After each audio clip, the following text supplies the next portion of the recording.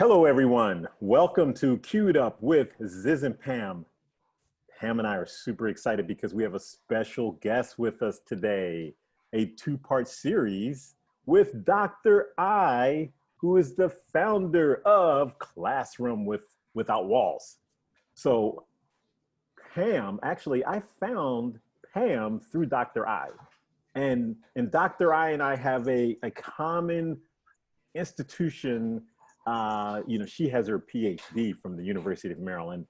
Me, I just have my undergraduate, even though I was in graduate school for a little bit. But this is what's so cool about our conversation is because I guess Pam would say we're sort of disrupting education, so to speak, and also talking about what it means to be educated in the 21st century. So welcome, Dr. I. Oh my God, I'm so excited and I'm really honored, and thank you so much for having me on the show. Really, really, really honored. Yeah. But we're so thrilled to have you. I think to start for our listeners, can you talk about why you started Classroom Without Walls and what a little bit about your background and what drove you to decide to disrupt education the way you are, which you're doing a phenomenal job, by the way. Thank you. Yeah, totally. Yeah. So I grew up in China and I came to the US because I hated, Pam knows this, I hated Chinese educational system, even though I did really well. I was a good student, but I never really enjoyed learning. But anyway, I was like, how do children in other countries learn? That was really my motivation. And plus, I want to be away from my parents as far away as possible. So I was looking at the map, like, oh, United States, yes. So I came to the US when I was 21, and I went to Syracuse. I got my master's degree, and then I went to University of Maryland. I got my PhD. And even when I was a student at Syracuse and Maryland, I was already teaching classes. And I noticed, wow, some of the problems that I was having as a student in China, I started to see a similar pattern in the United States. Like, for example, our classes at Syracuse and Maryland, at least the classes I taught, were like 300 students, like 400 students. And students, they were like shopping online dating. Nobody was paying attention to the class. The teacher was like far away, like a teeny dot. I was like, wow, this is not learning. And then eventually I got settled at a really small liberal arts college in New Jersey. And I taught there for 10 plus years. And so a few years into my teaching career, and I noticed this model is not working, and in quite a few ways. Like, for example, one is nobody enjoyed being in the classroom. Like, student disengagement is really high, and actually the highest at the higher education level. Younger children, they still enjoy going to school a little bit more, and then middle school, high school, the number goes up. So by the time they get to higher education, they don't really enjoy being in the classroom. And the reason for me to become a teacher was to really enjoy intellectual discussion, seeing the spark in my students' eyes. I don't see anything like that. And the questions I got asked a lot were, hey, Dr. I, will this be on the exam? And, if I go to your event, and are you going to give me a point? So everything has become like GPA or grade or academic performance, like a point, this here and there. And I got so tired of that. And imagine teaching for so many years, you don't really get to do what you enjoy doing. And then you are bombarded with like paperwork and questions like that. And I really didn't enjoy. And like the last several years before I resigned, my husband knows this, I was really crying a lot. And I cried for my students. I also cried with them. And I cried for them because I knew there were important life skills, emotional intelligence, lots of important links that students are not necessarily learning. And I only teach like 3 classes, and I couldn't do as much as I wished. And I also cried with my students because the last several years, I noticed mental health has become a very serious issue among my students. And many students, they came to my office hour to just cry. You know, I think because of my personality, I tend to open up a lot more. So that attracts students who are not even taking my classes. They're not even in my class. They heard from other kids. They come to my office hours. Even when I was teaching classes online, at the time I was in South Korea, my students will call me through Facebook Messenger, literally cry for 40 minutes. And I cried with them. I was like, oh my God, this is so bad, you know. So I don't know what to do, but anyway, to make a long story short, I started reading books and going to conferences, not just in my immediate academic discipline, which is so siloed. I finally started, you know, I make two decisions. I became a practitioner, and that's why I launched my live streaming show to really bridge the gap between academia and the industry. And I think students need to learn from not only academics, people like us who have a degree, but actually learning from people who are in real life actually doing this. And to me, that is very, very important. So that's why I launched my very first live streaming show 3 years ago, so that I can interview Seth Godin, all those amazing people, and my students can actually learn from them, not just from me. So I became a practitioner. I also became a student. I finally let go of the status, you know, feeling good about yourself with that terminal degree. I think no degrees should be terminal. But anyway, I became a practitioner. I became a student. And so last year in summer, I officially resigned. I asked myself, do you want to be part of the problem to continue to perpetuate the status quo, or you want to be part of the solution? You know, with my mid-age crisis, I was like, yeah, part of the solution. So I resigned from my associate professor position and decided to really grow this from started as a hashtag to actually a school. So that's kind of, you know, my branded t-shirt. That's kind of where I am today. I love it. Well, there's so many questions to ask you because it's been fun for me to watch, you know, the articles, the transformation as an academician to an entrepreneur. So describe what that's like. Like, is it freeing? Is it constricting? Is it like, oh my God, I don't know what to do? And then you start crying? Yeah, oh my God, it has been quite a journey. I wish I started this journey earlier. And so I, like throughout my life, I was a student, and I wish I had a conversation with someone. So I chose my major, which is public relations. And I chose that major based on all the books I heard, I read, all the theories I learned, but I never had a conversation with a real life public relations practitioner before I chose this major. So I really wish I started my journey earlier. I actually had conversations with those practitioners before I devoted 8 years out of my life to a master's degree and PhD. Oh my God, that's why I made an effort at my school right now. We have practitioners come in to chat with students. So the journey for me to reinvent myself is very rewarding, and of course also very challenging on quite a few levels. And I think the biggest part is really getting to know who I am. You know, like Pam talks about like the purpose. Like for me, I knew I wasn't really happy teaching in the classroom, and I wanted to do something bigger, but I never, like nobody ever coached me to ask me, who are you? What are you so good at? Right? To understand, I know my weakness, but my strengths, nobody ever asked me, right? Yeah. And I don't really know what I'm really good at. I don't know if I can do this or not. So I feel like the struggle is more internal. And also, as I was talking about the problems in education, I got bullied by my friends. You know, like one person in particular, we used to collaborate on quite a few research projects. And I love her as a friend.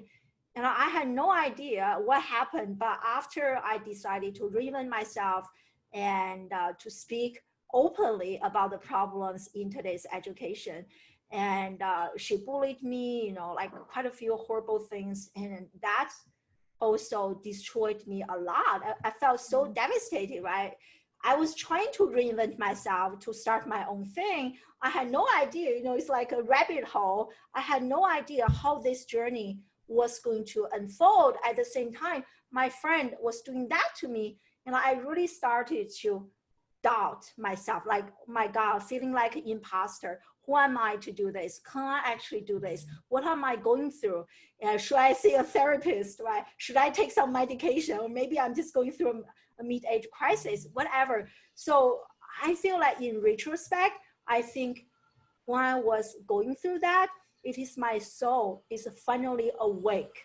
Like, it's asked me, I want more in life, because for so many years I was perpetuating what I could do, right? I knew I could teach classes. I knew I could do academic publications. I was doing the same thing over and over. I was never outside my comfort zone at all. But now I'm making this big decision. I feel like my spirit finally is saying, finally, you are giving us something exciting, something new. And so that was like, I think that inner journey, having conversations with myself, even though I was feeling very uncomfortable, tapping into the unknown was very uncomfortable, but I didn't give up. I didn't turn to medication to make me feel better, but I keep going within. I started meditation, I listened to books, working on myself. And now I discovered the deeper we go within, the more we transform the outside. Our external environment is a mirror reflecting what is inside. And that's why on my program, like, discovering the self mindset, going within, working on the self is very important to me. It's very important to me. And children don't have to wait until they have a mid-age crisis to start going within. They should start this journey much, much, much earlier. So I think that was my biggest struggle. It's not so much like business part. I can watch a few YouTube videos. I can work with a coach, but the softer aspect, I think takes, probably 2 years for me to have that internal transformation. You are so inspiring. I just love this. And so I have a lot to say here. So first of all, my daughter Rachel is in her program this summer with and is loving it. So I asked her, I said, I's going to be a guest. Can you tell me some reflections about your experience in her program? Aww. So here are her reflections. Real world perspective on essential life skills. It's so relevant, Mom. Great teacher, really exceptional. She is what a teacher should be. Oh my God. She is always there for me.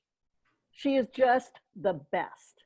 And I will also say she recently did an application to as a creative intern for a big company. And they had put the application out and they were looking for people who could collaborate and do all of these things. And so she did a video to present who she was. And she said, in terms of collaboration, I have experience. In my Life Accelerator program I'm taking through Classroom Without Walls, I learned to collaborate with a girl in Singapore about a presentation on creativity, innovation, invention, how they all relate. And then we not only had to collaborate, we had to present it in a live stream show. And this was really enlightening. And so the ability to take students from the concept to the idea to the ownership of it is exactly what you set out to achieve and have achieved. And again, this goes back to the work we do with Viktor Frankl, which starts with the unique person and their contributions. And you go within, but you can only go within by being challenged without and Amen. Reaching out to the world.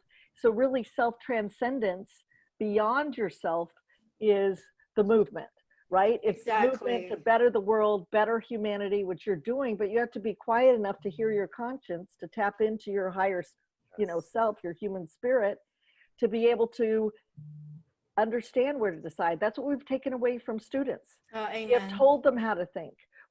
they look around to conform because they don't know how to hear themselves. So Pam. Oh my God, I have so much to say about this. Yes, say to the audience, when you say we told them how to think, say who we is. Well, I would say culture, who we are, who he is. Culture, I would say culture, because what is feeding the culture? Parents who are believing they're well-meaning, but of course, well-meaning is the opposite of meaning, right? Well-meaning is imposed, with good intentions, but meaning is something that is owned by the person. And that is the only way to discover meaning. So I think that we all feed the machine. We all feed the education system that we put our children in, that basically institutionalizes how they think about themselves as a widget and a robot to be programmed. Totally. So this movement away to valuing the human being, and this system, well-meaning, is destructive to the humanness, the essence of our humanness. And that's, I think, what we're seeing so much. So what were your thoughts on this? Totally. I know when you think about the traditional like school environment, everything is outside in, right? So right now we're talking about inside out. And so I have been having so many conversations with parents. They think their children are so lazy, not motivated. And I was like, no, that is only the surface. The reason that your children are not motivated is because there's no reason for them to get up early in the morning, because their entire day they can predict, and they're learning about things that is based on a standardized curriculum, which is probably developed by many policymakers who are not even in the classroom. How can they show interest in a subject matter that they first have no personal interest, second, and taught in a very structured way? So therefore, they have no reason to get up. But if there is a field trip, I bet every kid is excited. They wake up at 6 a.m., get ready for the day. So it is not that your children are not motivated. That is only a behavioral manifestation of a deeper issue. So the deeper issue here is like this institutionalized curriculum, right? That is not personalized enough. The entire learning journey is dictated by some outside policymakers, decision makers that have so little relevance to what our children are thinking about, their day-to-day life, and how they prefer to learn. So I think if we are talking about, reforming, reimagining education, we really need to get buy-in from higher up, from decision makers, from policymakers, from school leaders. They have to be part of the decision if we want to have some like fundamental changes from bottom up. Right, but the bottom up has to take ownership and responsibility and looking at all the options. And then you have teachers who are very much like you. They are in it for their heart, and they're so disempowered. I think of them, I've worked with a lot of foster care organizations. They remind me of social workers in a stuck system that care, that want so much to connect, but they also have to upskill because the economy has changed. And as you had the Esther Wojcicki, yes, on your show, moving from the sage on the stage, because content is outdated as quickly as we produce it, to that guide on the side thing. So anyway, so I've been inspired a lot by you. I think, these bottom-up teachers need to understand, I feel like this notion of a stable 9-to-5 job, and especially in higher education, we have that tenure system. I think there are lots of hardworking teachers who are constantly learning, upskilling, doing this and that. But I feel like because of that system in higher education, once you get tenure, like for me, nobody can fire me. Even if I choose not to show up for my classes, not doing any publication, not doing my job, not learning, not knowing what's going on, I have my job. I think that is very broken. I have met many hardworking teachers. I have also met teachers who are just like complacent. They're like, oh, okay, why do I need to learn social media to make my class more relevant to my students? Will that give me a salary boost or like ranking? I mean, they get their associate professor position. There's no interest. I feel like that system needs some fundamental disruption. So teachers who are learning outside the classroom, they will be recognized. Like for me, at least in higher education, the only thing they care is academic publication. And the shows I do outside the classroom, like I'll featured in Forbes, the media, the publicity that I have brought to my university, they don't really care that much. They only care about academic publication. So if you are a teacher who is climbing that, now corporate, but academic ladder to become a tenure, to be promoted, and you don't want to do things that nobody give you recognition, right? Why do you bother? And teachers don't get paid a lot. We only have certain time. So I feel like that entire system has to be disrupted. And we have to recognize that learning outside the classroom, lifelong learning, those are very important practices if we want to nurture the next generation to become lifelong learners. And we have to empower our teachers to do the same, and not just lip service. Hey, because teachers already have this much to do. I was serving on 5 committees, academic publication. Every semester I have like 200 students. And then on top of that, you're asking me to do professional development without giving me any recognition. Excuse me, I don't have time. So I think, you have to have this entire system, right? Teachers buy in, like leaders, and we can work together. So that's kind of what I think. Yeah. Well, sounds like to me collaboration is the key point in what you're saying. So, when you talked about your introduction and why you started what you're doing, you talked about being bullying. And were your colleagues, are they accepting of what it is that you're currently doing? Or was it more like, no, you're disrupting the system, don't do that? Almost, very similar to when you think about what's going on in our society. There are people trying to bring a spotlight to social justice issues or our judicial issues. And there are people like, no, that's not happening. And then they see it. Yeah. So I think for me, I have gone to the other extreme. Like when I started out on this journey, I was like, oh, maybe our education model is broken, but not like, this model is broken. So I don't even have that many traditional professors who still talk to me, unfortunately. But the people who do talk to me are more on the disruptive end, like, people like you guys, and who think the model is broken, and people who think the model is perfect, everything's fine, their classes are amazing. I mean, we just kind of partied our way. They don't talk to me, I don't talk to them, and especially with all the social media algorithms, and we don't even see each other's content. So so kind of in my network right now, most of my friends are just like people like us, and the very traditional people. I mean, I work with them through like Adobe, different brands, but I don't directly interact with them and socialize with them because I think my message is too strong. Yeah, I felt the same way. I mean, although I feel like I found my tribe because it's so exciting, because I pulled my kids from traditional education when they were young. Kindergarten, 1st and 4th grade. And people were looking at me like, what? And the only thing I cared about was no homework. I wanted them to have a childhood. I wanted them to play. I wanted them to be bored. I wanted them to volunteer.